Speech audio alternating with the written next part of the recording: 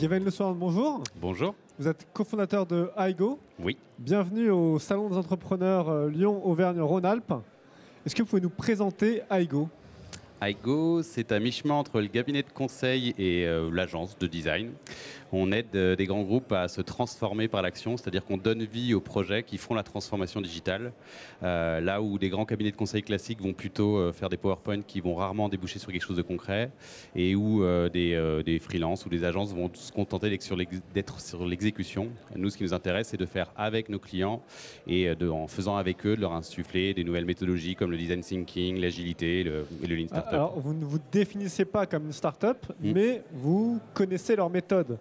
Comment est-ce que ces méthodes, ces habitudes de travail peuvent transformer un grand groupe dont, on le sait, c'est l'objectif en ce moment. Les grands groupes veulent se transformer.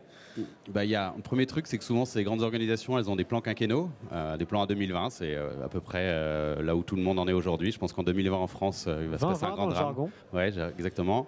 Donc là où les startups, on est plutôt sur des plans à des échéances beaucoup plus courts. On peut parler de sprint d'une semaine, on peut parler d'objectifs au trimestre.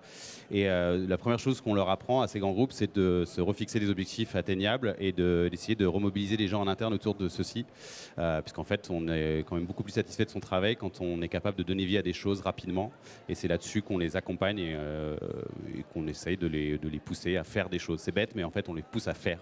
Et vous avez un exemple de choses que vous avez faites avec un grand groupe? Oui, dans les grands groupes français, il y a AXA notamment, qu'on accompagne maintenant depuis 2 ans. Quand on a commencé à travailler avec eux, c'était sur un projet qui était dans les cartons depuis 6 ans, qui avait échoué déjà 2 fois. Et qu'on a réussi à sortir avec eux en 7 mois. Et en faisant avec eux, on a complètement changé la façon dont ils fonctionnent. Ils se sont réorganisés, ils remesurent les résultats, ils ont réinternalisé des savoir-faire qu'ils avaient externalisés jusqu'à présent. Et aujourd'hui, ils fonctionnent complètement différemment et surtout en autonomie. Aujourd'hui, on ne fait plus que les coacher et amener des choses nouvelles.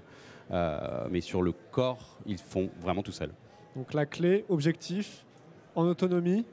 Et avec ça, on arrive à travailler différemment et peut-être plus efficacement. Exactement, en fait, il y a cette notion-là. Il y en a une autre qui est hyper importante, c'est en fait de rapprocher celui qui demande dans le grand groupe de celui qui va l'utiliser.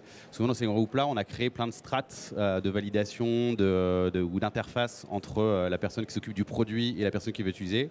Nous, ce qu'on essaie de faire, c'est de raccourcir au maximum ces distances-là et de rapprocher le client de l'utilisateur final pour apprendre plus de choses plus vite et surtout, encore une fois, redonner du sens.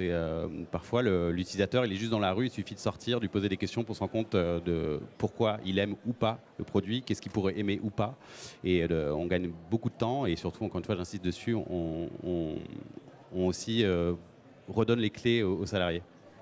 Merci beaucoup. Pas de souci, merci à vous. À bientôt. À bientôt.